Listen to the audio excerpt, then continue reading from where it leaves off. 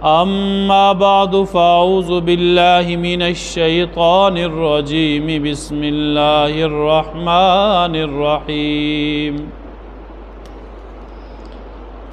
يا الذين آمنوا اذكروا نعمة الله عليكم إذ جاءتكم جنود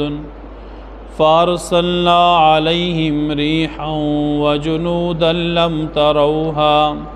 سبحانك لا علم لنا إلا ما علمتنا إنك أنت العليم الحكيم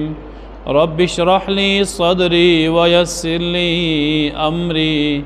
واحلل عقدة من لساني يفقه قولي رب زدني علما رب زدني علما رب زدني علما اللهم صل على سيدنا ومولانا محمد وعلى آل سيدنا ومولانا محمد وبارك وسلم ثم صل علیہ۔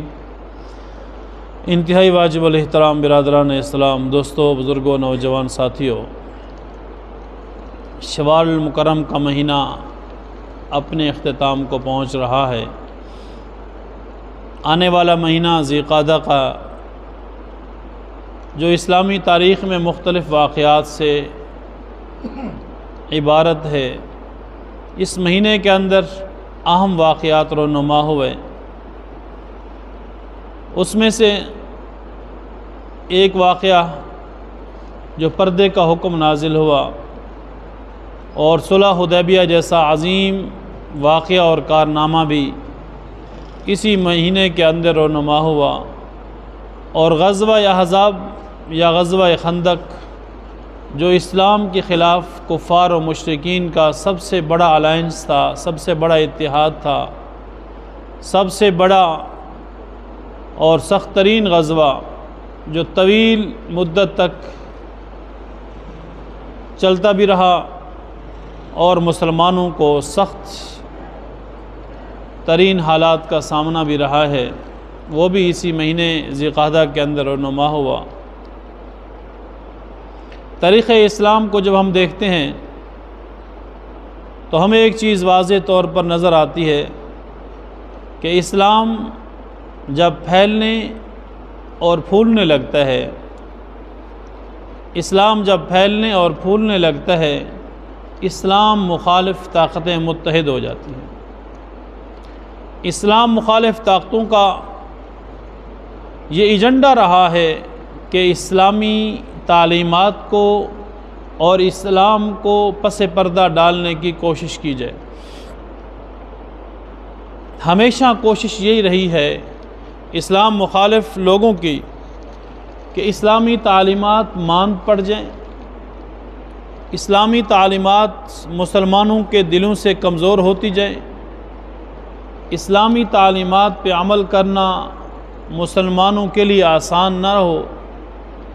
اور مسلمان صرف نام کے اسلام اور مسلمان رہ جائیں، اور حقیقی معنوں میں جو اسلام کی روح ہے مسلمانوں کے دلوں سے نکال لی جائے۔ اور وہ کافی حد تک کامیاب ہوئے بھی ہیں اور ہو بھی رہے ہیں۔ تو مسلمان جب مکہ سے مدینہ کی طرف تشریف لائے ہجرت کر کے، آقا کریم صلی اللہ علیہ وسلم نے سب سے بڑا معرکہ جو یہاں آنے کے بعد مدینہ کے تشریف آوری کے چند ہی دنوں کے بعد رونما ہوا، جسے جنگ بدر، غزوہ بدر کے نام سے موسوم کیا جاتا ہے، اور اس دن کو یوم الفرقان کے نام سے موسوم کیا جاتا ہے۔ حق و باطل کے درمیان ایک تمیز اور تفریق اور ایک امتیاز رونما ہوا۔ اسی دن کفار و مشرکین، اسلام دشمن قوتیں، چاہے وہ مشرکین مکہ کی صورت میں ہوں یا مدینہ کی یہود کی صورت میں ہوں، اس بات پہ غور و خوض کرنے لگے کہ اسلام جس تیزی کے ساتھ اس علاقے کے اندر عرب کی سرزمین کو اپنے لپیٹ میں لیتا ہوا جا رہا ہے، کہیں ایسا نہ ہو کہ چند ہی عرصے کے بعد اس پورے روئے زمین پر اسلام کے علاوہ کوئی مذہب ہمیں دیکھنے کو نہ ملے۔ اس وقت سے آنے سے پہلے ہمیں ایسے منصوبہ سازی کرنی ہوگی، ہمیں ایسے طریقوں سے اسلام کے خلاف ایک بیج بونا ہوگا، ڈالنا ہوگا، ایسی سازش بنانی ہوگی، ایسے متحد طریقے سے اسلام کو نقصان پہنچانے کی کوشش کرنی ہوگی کہ اسلام اور مسلمان سر اٹھاتے ہی ان کی سرکوبی کر لی جائے، اور اس ناپاک عزائم کو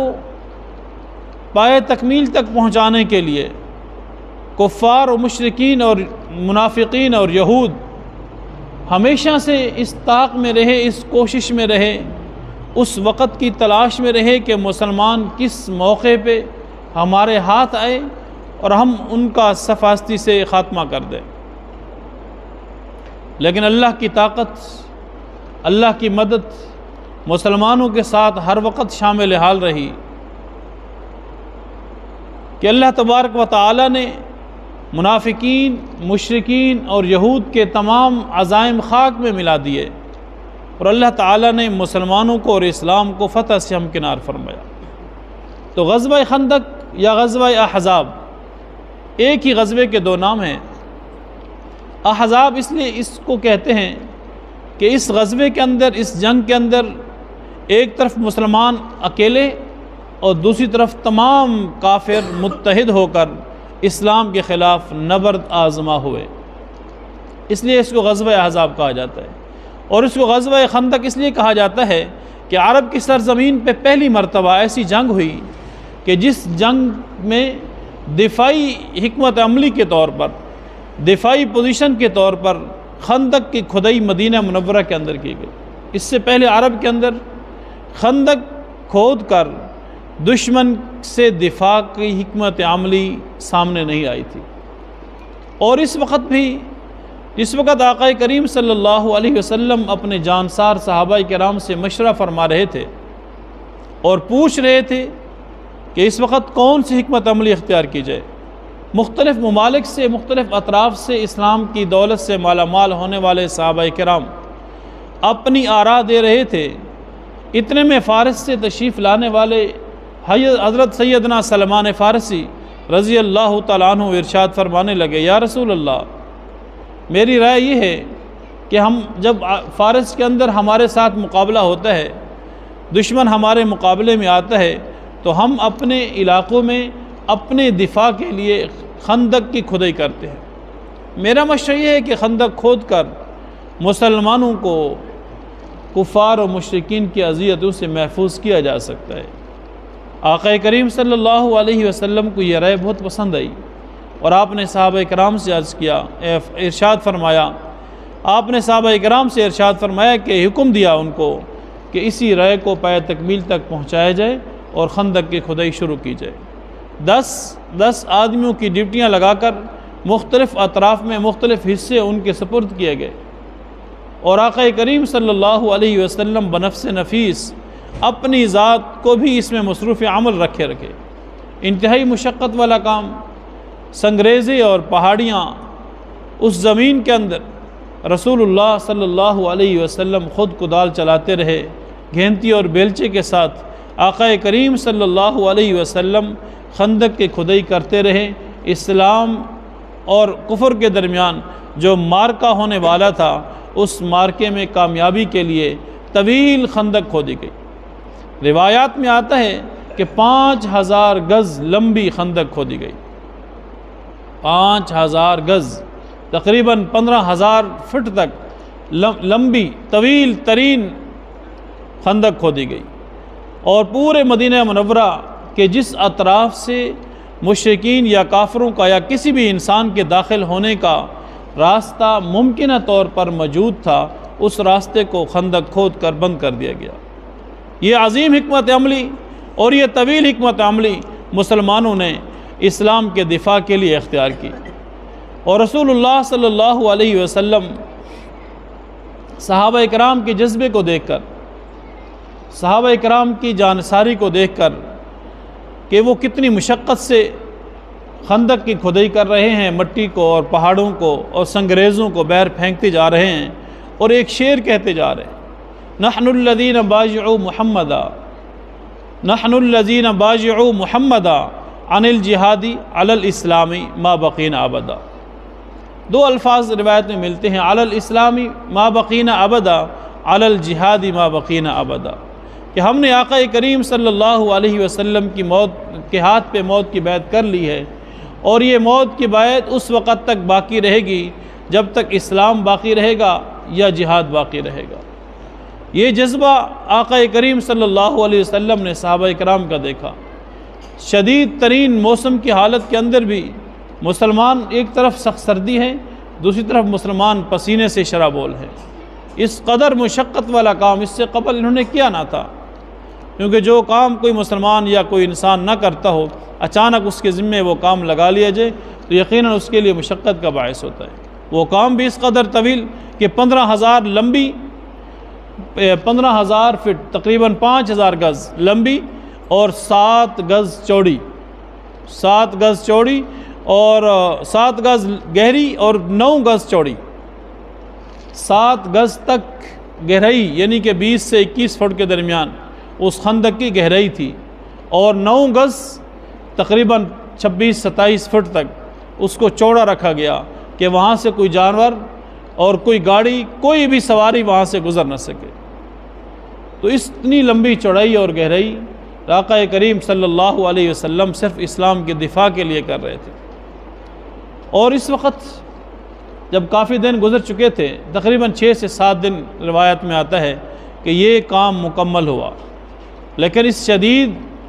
سردی کے عالم میں، اس مشقت کے عالم میں اللہ تبارک و تعالی نے صحابہ کرام کی مدد فرمائی، اور رسول اللہ صلی اللہ علیہ وسلم خود بھی اس مشقت والے کام میں بنفس نفیس شریک رہے۔ ایک وقت ایسا آیا جب بھوک اور افلاس نے ستایا،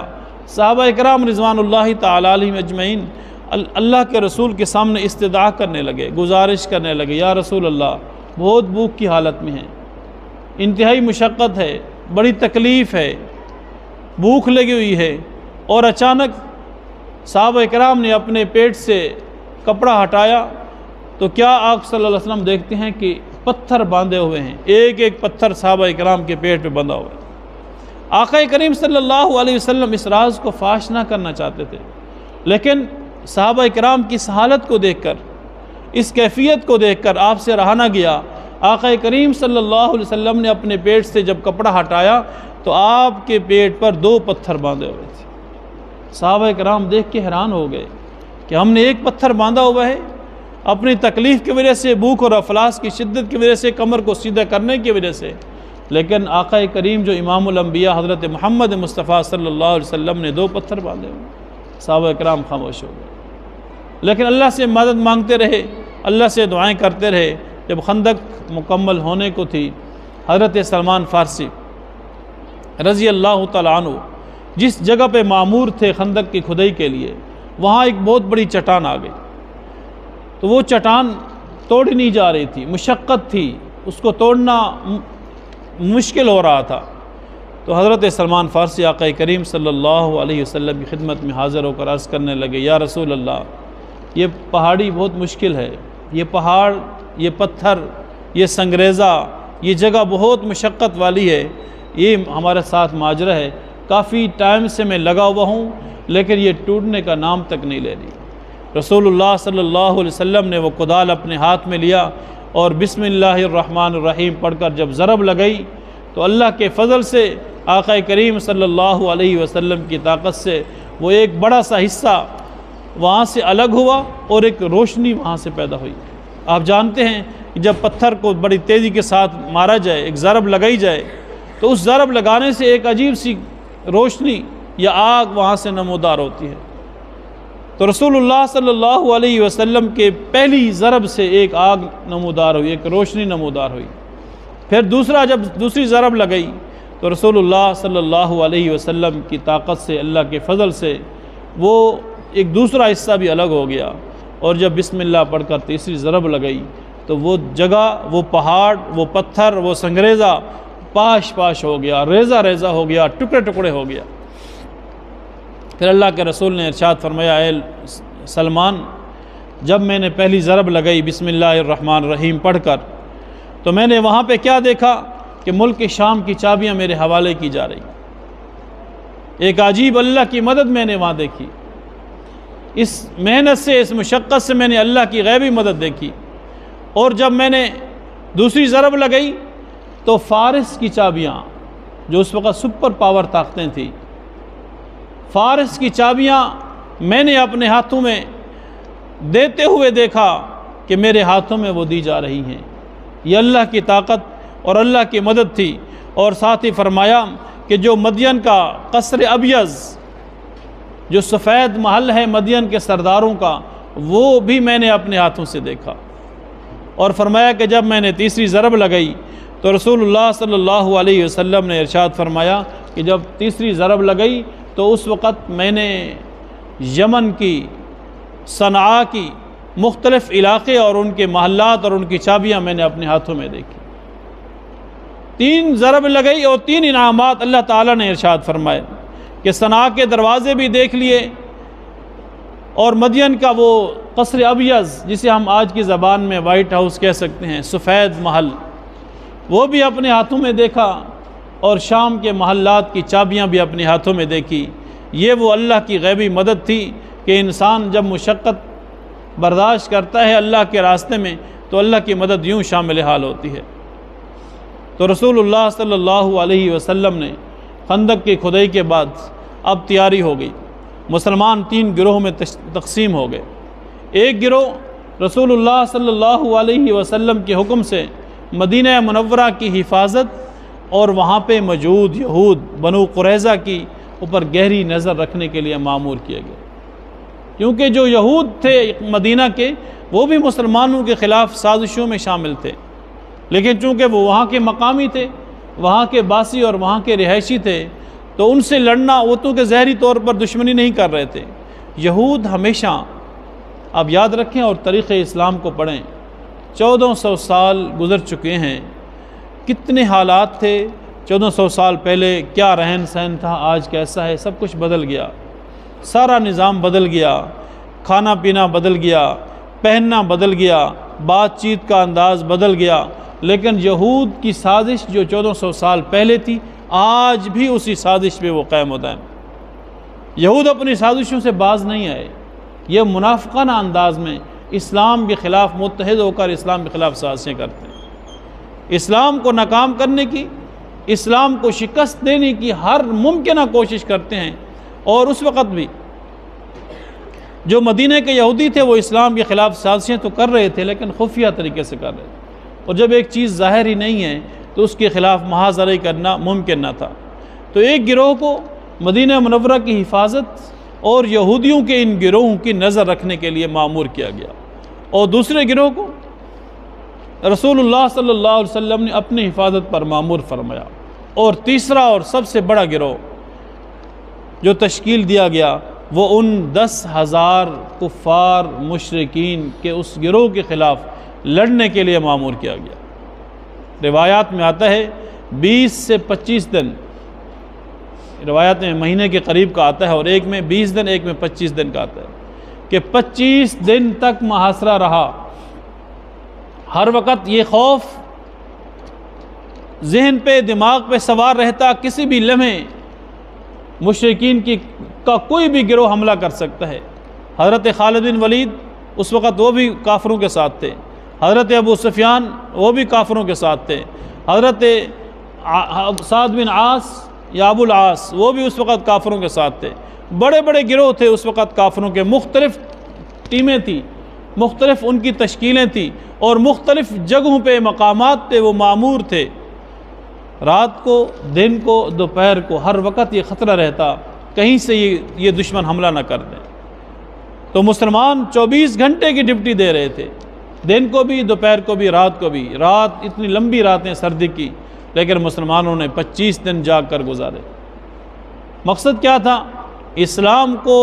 ان دشمن طاقتوں سے محفوظ کرنا۔ اللہ تبارک و تعالی نے آقا کریم صلی اللہ علیہ وسلم اللہ کی طرف متوجہ ہوئے، اس قدر حالات خراب ہو گئے کہ ایک مرتبہ رسول اللہ صلی اللہ علیہ وسلم نے ایک صحابی کو بلایا انصار میں سے، جو انصار کے اس وقت سردار تھے، بلایا کہ آپ چاہتے ہو کہ قبیلہ غطفان کے ساتھ کچھ کمپرومائز کر لیا جائے، کچھ بات چیت کر لی جائے، ان کے ساتھ کچھ معاہدہ کر لیا جائے کچھ لینے دینے پر، تاکہ کم از کم ہمارے دشمن کچھ کم ہو جائے۔ تو انصار نے کہا یہ ممکن ہی نہیں ہے، ہم ان کے ساتھ کسی معاہدے پہ، کسی مصلحت پہ، کسی حکمت عملی کا ان کے ساتھ ہم بات چیت نہیں کرتے، اب صرف ان کا فیصلہ یہ تلواریں کریں گے۔ تو رسول اللہ نے کہا ٹھیک ہے، آپ کا اگر فرمان ہے، آپ کی خواہش ہے، آپ اس خواہش کی تکمیل کرنا چاہتے ہیں تو بہت اچھا۔ لیکن اللہ کی طرف جب متوجہ ہوئے، اسی قبیلہ غطفان کے جو سردار تھے نعیم بن مسعود، اللہ نے اس کا دل پھیر دیا اور وہ خفیہ طور پر اسلام قبول کر کے اسلام کی جماعت میں شامل ہو گئے۔ لیکن آقا کریم صلی اللہ علیہ وسلم نے ارشاد فرمایا کہ آپ ہمارے ساتھ ظاہری طور پر شامل نہ ہوں، بلکہ اپنے کافروں جو کفار و مشرکین کی جماعتیں ہیں ان میں پھوٹ ڈالی جائے، ان میں انتشار پیدا کیا جائے، کیونکہ جنگ کے اندر دشمن کے درمیان پھوٹ ڈالنا یہ سنت عمل ہے جنگ کا۔ عام حالات کے اندر یہ چیز اچھی نہیں ہے، لیکن جنگ کے اندر اسے مسنون قرار دیا گیا۔ تو رسول اللہ کے حکم سے حضرت نعیم بن مسعود جو چند لمحے پہلے کافر تھے، اب اسلام کی دولت سے مالا مال ہوئے، وہ مشرکین کے گروہ کے درمیان، قریش اور یہود کے درمیان اور مختلف قبائل کے درمیان پھوٹ ڈالنے میں کامیاب ہوئے۔ یوں کافر پریشان ہو گئے۔ اچانک اللہ کی ایک اور مدد آئی، جسے اللہ تبارک و تعالیٰ نے قرآن کریم کے اندر ارشاد فرمایا، اذ جاءتکم جنود فارسلنا علیہم ریحا وجنودا لم تروها۔ اللہ تعالیٰ نے ایک تیز آندھی، جکھڑ جسے کہتے ہیں ہم، تیز آندھی چلی اور ان کے سارے خیمے اڑ گئے، اور ان کے گھوڑوں کے جہاں وہ باندھے ہوئے تھے ان کے قلعے، وہ سارے کے سارے ہلنے لگے، ناکام ہو گئے، کافر پریشان ہو گئے۔ یہ رعب ان کے اندر طاری ہوا کہ اب کیا ہو گیا، اور کچھ مشرکین کہنے لگے ہم اپنے آنکھوں سے اللہ کی غیبی مدد دیکھ رہے ہیں۔ اب اس واقعے سے ہوا کیا، کفار و مشرکین مبہوت ہو گئے، پریشانی کے عالم میں وہ وہاں سے واپسی کا راستہ کرنے لگے۔ ابو سفیان نے واپسی کا راستہ لیا، خالد بن ولید نے واپسی کا راستہ لیا،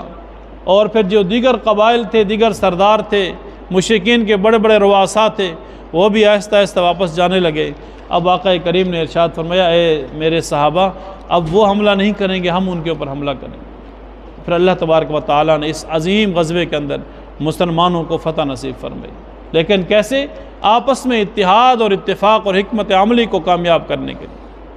آج بھی مسلمان اگر کافروں کے خلاف متحد ہو جائے اور اپنے اسی نہج پہ چلنا شروع ہو جائے جو 1400 سال پہلے شروع ہوئی تھی، اللہ تعالیٰ کی مدد آج بھی آ سکتی ہے۔ اللہ تعالیٰ آج بھی ہمارے اوپر آسانیاں فرما سکتے ہیں۔ آج وجوہات کیا ہیں؟ مسلمان کیوں منتشر ہو گئے؟ کفار و مشرکین کی سازشوں کا شکار ہو گئے۔ ہم نے ہر کام کوشش کی ان کفار و مشرکین کی پیروی کرنے کی، ہم ان کی تقلید کرنے لگے، ان کے پیچھے چلنے لگے،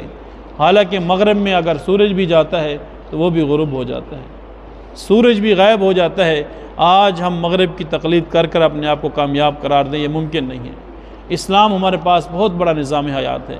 اسلام ہمارے پاس بہت بڑا فارمولہ ہے۔ ہم اسلام کے مطابق زندگی گزاریں گے، دنیا بھی ہماری اچھی، آخرت بھی ہماری اچھی، اور رسول اللہ صلی اللہ علیہ وسلم کے جس طریقے کو ہم چھوڑ چکے ہیں، آج ضرورت ہے اس بات کی کہ ان طریقوں کو زندہ کیا جائے، ان سنتوں کو زندہ کیا جائے جو سنتیں ہم چھوڑ چکے ہیں۔ اور جہاد جیسی سنت جو اسلام کی عزت کا باعث ہوتا تھا، اللہ کے رسول نے ارشاد فرمایا الجہاد ماضٍ الی یوم القیامہ، کہ جہاد قیامت تک جاری رہے گا۔